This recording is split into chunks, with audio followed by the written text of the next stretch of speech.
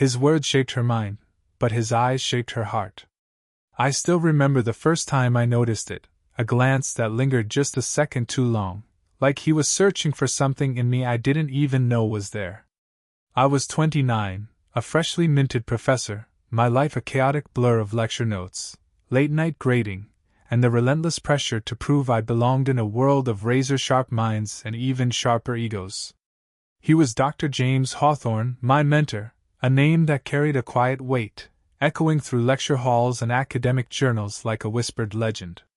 At 47, he had this effortless charisma, the kind that made every word feel like a secret crafted just for you, a private gift wrapped in the cadence of his voice.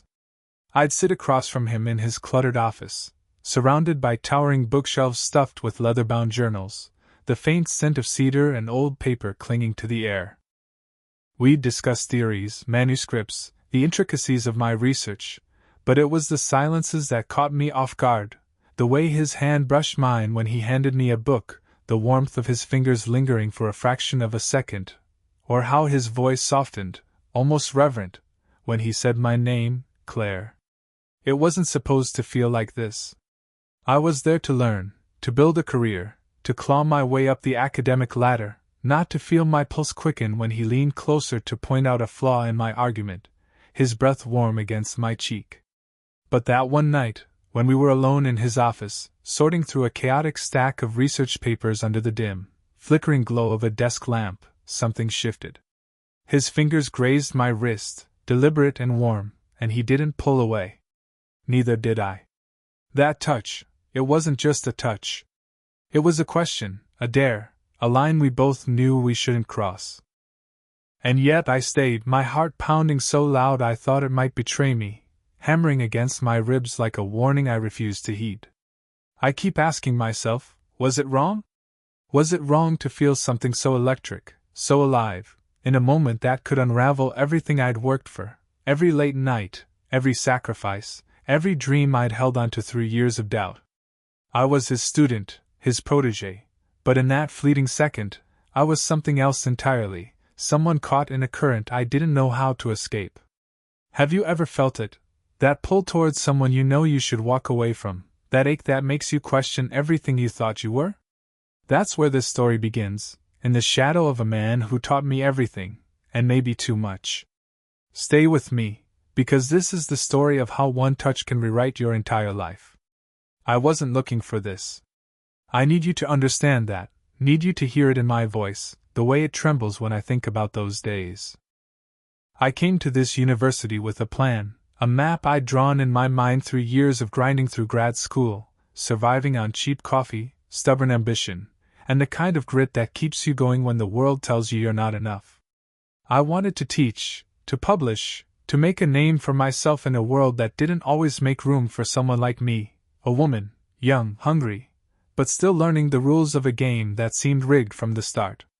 When I landed the adjunct professor position, I thought I'd crossed the finish line, that I'd finally made it. But academia is a labyrinth, a maze of politics, egos, and unwritten rules that shift under your feet just when you think you've found solid ground. I was good, damn good, but I wasn't naive. I knew I needed someone to guide me, someone who knew the terrain, who could teach me how to navigate the sharp edges and hidden traps. That's where James came in. Dr. James Hawthorne wasn't like the other professors, with their cold, mechanical lectures and detached arrogance, their voices droning through packed auditoriums like they were reading from a script. He was different. He had this way of making you feel seen, like your thoughts weren't just noise but something worth hearing, something that could change the conversation. His office was a sanctuary, a small, warm room stuffed with leather-bound journals, dog-eared books, and that faint cedar smell that seemed to seep into everything, his clothes, his papers, the air itself. He'd sit back in his chair, glasses perched on the bridge of his nose, and listen, really listen, as I rambled about my research on cognitive biases, my voice tripping over itself in my eagerness to impress him. "Claire," he'd say, his voice steady and warm, like a hand reaching out to steady me. "You're on to something here. Don't let anyone dull your edge." Those words were like oxygen, filling my lungs when I didn't even realize I was suffocating under the weight of my own ambition. We started meeting weekly, poring over my syllabus, my research proposals, my half-formed ideas that felt too big for me to hold. At first, it was all business, all professional, our conversations clipped and focused, centered on the work. But there was always this undercurrent, this thing I couldn't quite name, like a hum beneath the surface of every word. He'd lean forward when I spoke, his eyes locking onto mine with an intensity that made my breath catch, and I'd feel this warmth spreading through me, like I was the only person in the world, the only one who mattered in that moment. I told myself it was just admiration, nothing more. He was brilliant, a published author, a keynote speaker, the kind of man who could command a room with a single sentence, his presence magnetic, undeniable. I wanted to be like him, to have that kind of quiet power, that ability to make people listen. That's what I told myself, over and over, like a mantra to keep the truth at bay, to keep my heart from admitting what my mind already knew. But then the late-night emails started, and everything began to shift. They were innocent enough at first, notes about articles I should read, feedback on my drafts, always signed with his initials, JH, like a brand I couldn't stop tracing with my eyes. "Claire, your work is bold. Don't shy away from it." He'd write, and I'd read those emails in bed, my phone glowing in the dark, the words lighting up something inside me I didn't want to name. I'd feel this strange flutter in my chest, like a bird trapped behind my ribs, beating its wings against the cage of my restraint. I'd respond, keeping it professional, my words careful and measured, but I'd linger over every sentence, every comma, wondering if he'd read between the lines, if he'd sensed the way his praise made my heart race. Did he know how much his words meant to me, how they felt like a lifeline in a world that often felt too big, too cold? Did he know I was starting to notice the way his shirt sleeves were rolled up just so, revealing the strong lines of his forearms, or how his laugh, rare and warm, made my thoughts scatter like leaves caught in a sudden gust? I wasn't naive. I knew the stakes, knew them like the back of my hand. He was married, happily, from what I could tell, his life a polished picture of stability. I'd seen his wife at faculty events, elegant and kind, her smile warm as she stood by his side, her hand resting lightly on his arm. She was the kind of woman who seemed to belong there, in his world, in a way I never could. I wasn't that person, the one who chases forbidden things, the one who breaks rules for the thrill of it. I'd always been the good one, the one who colored inside the lines, who followed the path laid out for me. But there was something about James, something that made those lines blur. The way he'd pause before answering my questions, like he was choosing his words with care, weighing them for something more than just their meaning. The way his hand would hover near mine when we pored over a manuscript together, close enough to feel the warmth of his skin but never quite crossing that final boundary. It was never overt, never explicit, just enough to make me wonder, just enough to keep me coming back for more, like an addict chasing a high I couldn't admit I wanted. That night in his office, everything changed. It was late, well past 9 p.m., and the campus was quiet, the kind of quiet that feels heavy, like the world is holding its breath, waiting for something to break. We'd been working on a grant proposal, papers scattered across his desk like a battlefield, each one marked with his precise, elegant handwriting, notes that felt like they were written for me alone. I was tired, my eyes burning from hours of reading, my mind frayed from trying to keep up with his intellect, his expectations. But I didn't want to leave. Not yet. There was something about those late nights, just the two of us, that felt like stepping into a different world, a world where I wasn't just Claire, the new professor scrambling to keep her head above water. I was someone he saw, someone he chose to spend time with, someone who mattered. He was talking about my research, his voice low and steady, weaving through the quiet like a thread pulling me closer. Then it happened. I reached for a pen, my hand brushing against his, and his fingers lingered, warm and deliberate, against my skin. It wasn't an accident. I froze, my heart pounding so loud I was sure he could hear it, a frantic rhythm that betrayed every thought I'd tried to suppress. I looked up, and his eyes were on me, not the papers, not the proposal, but me. There was something in his gaze, something unguarded, like he was letting me see a part of him he kept hidden from the world, a vulnerability that mirrored my own. "Claire," he said, his voice softer than I'd ever heard it, barely above a whisper. "You're different."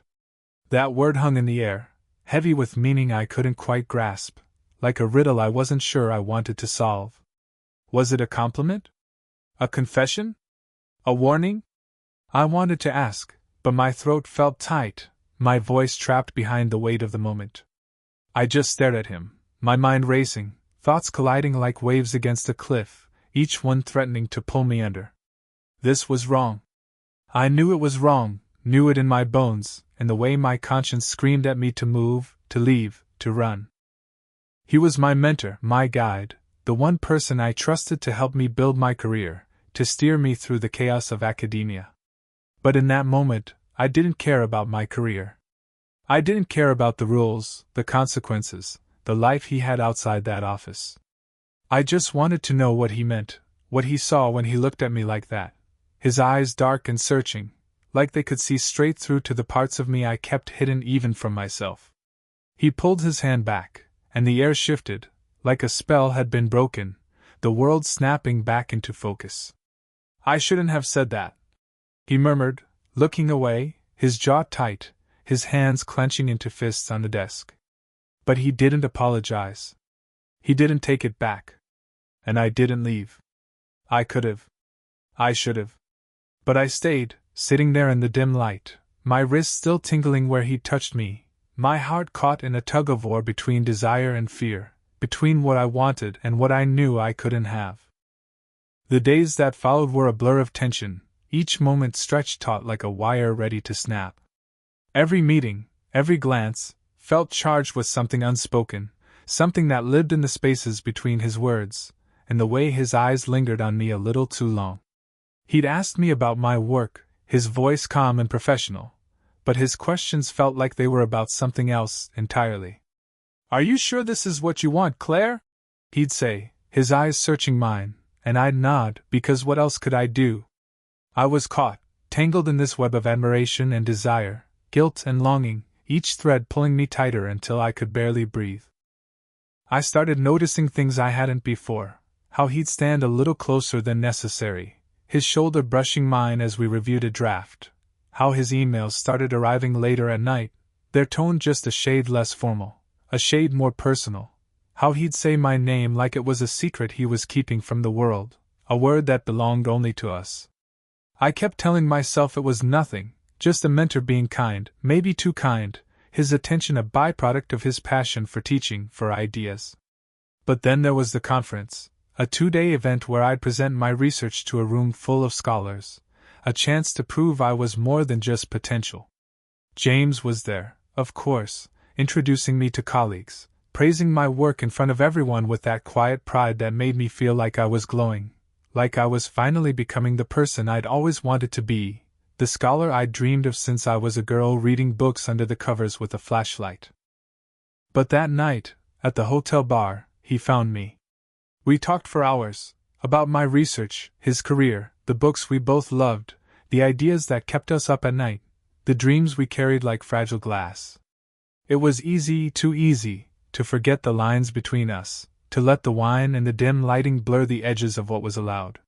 He ordered us another round, and when his knee brushed against mine under the table, I didn't move away. Neither did he. It was just a touch, just a moment, but it felt like a promise of what, I didn't know, but it sent a shiver through me, a spark that lit something I couldn't extinguish. All I knew was that I was standing on the edge of something dangerous, a cliff I wasn't sure I wanted to step back from. I started questioning everything, my mind a storm of doubt and desire. Was I imagining it, building castles out of glances and touches that meant nothing?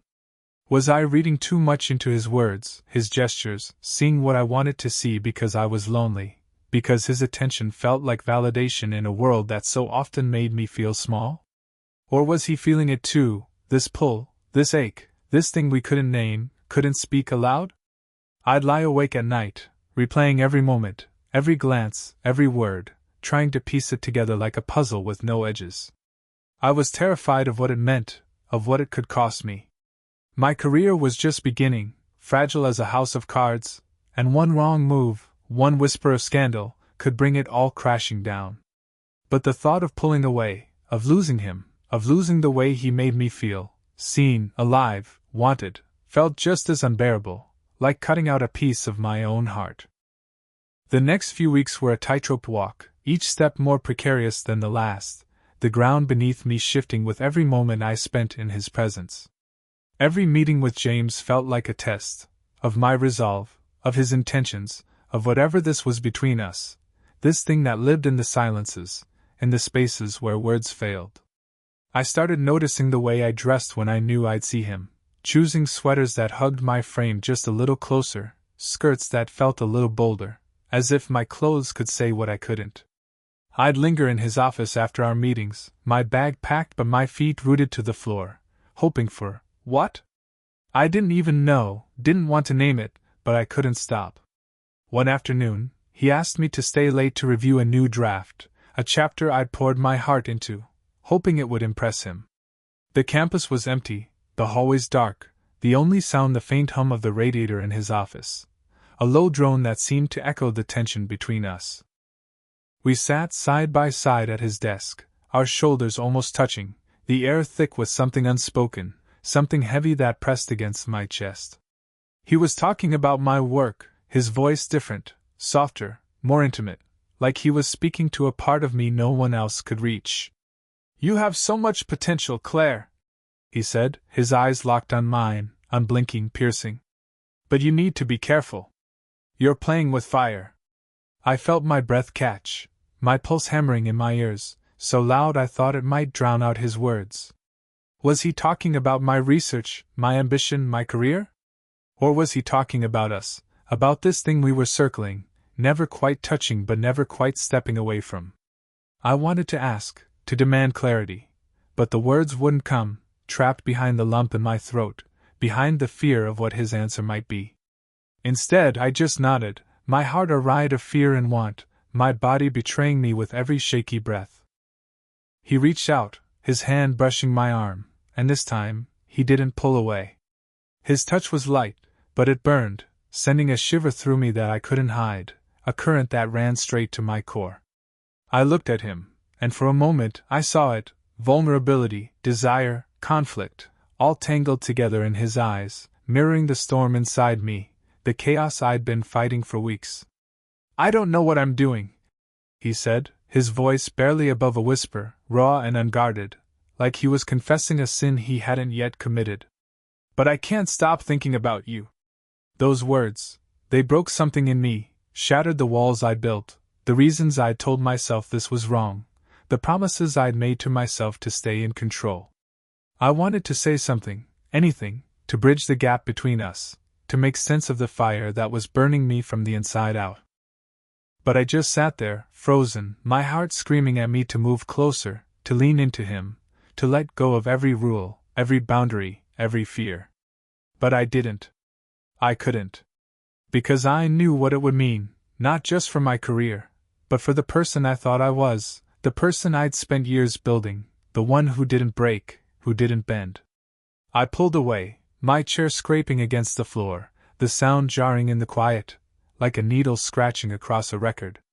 "I should go," I said, my voice shaking, barely audible, the words tasting like ash in my mouth. He didn't stop me.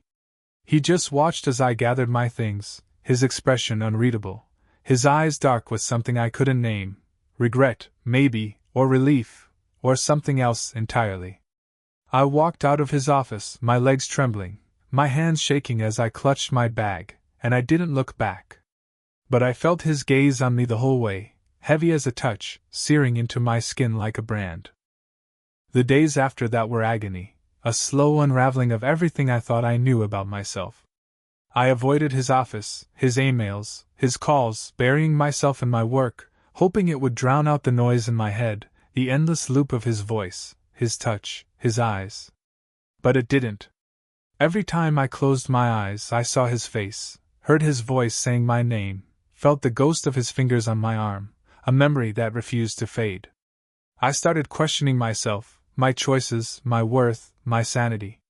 Was I just a naive young professor, caught up in the charm of a man who knew exactly what he was doing, who wielded his charisma like a weapon?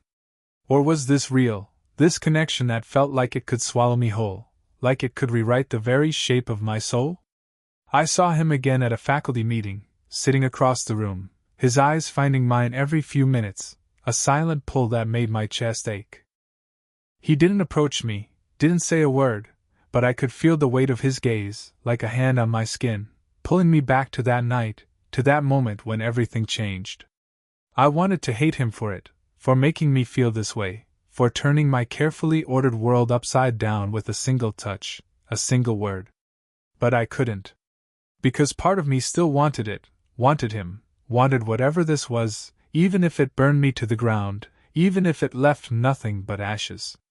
I started noticing the cracks in my life, the way my teaching felt mechanical, like I was reading from someone else's script, my research hollow, like I was chasing ideas that no longer mattered. I'd built my identity around being the promising young scholar, the one who had it all together, but now I felt like a fraud, like I was hiding this secret that could unravel everything. I'd see his wife at faculty events, her smile warm and oblivious, her presence a reminder of the life he had, the life I could never be part of. And I'd feel this sick twist in my stomach, guilt clawing at me like a living thing, tearing at the edges of who I was. I wasn't that person, the one who destroys lives, who crosses lines that can't be uncrossed. I didn't want to be. But I couldn't shake the feeling that I'd already crossed a line, even if I hadn't acted on it, even if it was just a thought, a want, a moment that lived only in my head. Every night, I'd lie awake, replaying that moment in his office, the way his fingers felt against my skin, the way his voice sounded when he said he couldn't stop thinking about me.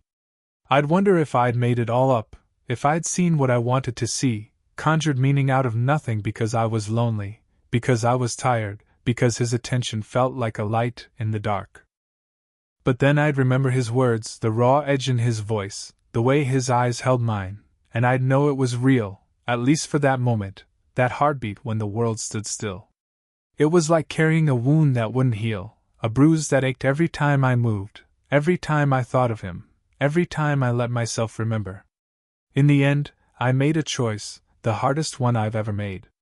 I requested a transfer to another department, a quieter corner of the university where his name didn't echo in every hallway, where his presence didn't linger in the air like a ghost. It wasn't easy. I had to give up the mentorship, the connections, the path I'd been so carefully carving out for myself, the one I'd dreamed of since I was a girl with big ideas and bigger ambitions. But I couldn't stay in his orbit, not without losing myself entirely, not without becoming someone I didn't recognize. The last time I saw James was at a seminar, months later, when the wound was still fresh but starting to scar. He was standing at the front, speaking with that same quiet charisma that had drawn me in from the start, his voice weaving through the room like a spell, captivating everyone but me most of all. But when his eyes found mine in the crowd, it was different. There was no warmth, no pull, just a quiet acknowledgement, like we were strangers who'd once shared a secret, a moment that had changed us both and then slipped away. For a moment, it was just us, the room fading away, the air thick with everything we'd never said, everything we'd never be. Then I turned and walked out, my steps steady but my heart heavy, carrying the weight of what could have been. I still think about him. Not every day, but more than I'd like to admit, more than I'll ever confess to anyone but you. I wonder what would have happened if I'd stayed that night, if I'd leaned into his touch instead of pulling away, if I'd let myself fall instead of running. Would it have been a mistake, a scandal that would have cost me everything, my career, my reputation, my sense of self? Or would it have been the kind of reckless, beautiful thing you only get once in a lifetime, the kind of love that burns so bright it leaves marks you carry forever? I'll never know. And maybe that's the hardest part, not the guilt, not the longing, but the not knowing, the endless what-ifs that linger like ghosts, haunting the edges of my thoughts. I'm rebuilding now, piece by piece, in a new department that's quieter, less prestigious, but mine. I'm learning to trust my own voice, to stand on my own without his shadow looming over me, without his words shaping my every step. But there's a part of me that still carries him, like a weight I can't quite shake, a shadow that follows me no matter how far I run. His words, his eyes, that one touch, they're etched into me, a reminder of how close I came to losing everything, and how much it cost to walk away. Comment below, have you ever blurred the line between admiration and love? What's the one moment you can't forget? Share this if you've felt the weight of a forbidden connection. And let me know, what would you have done? Would you have walked away?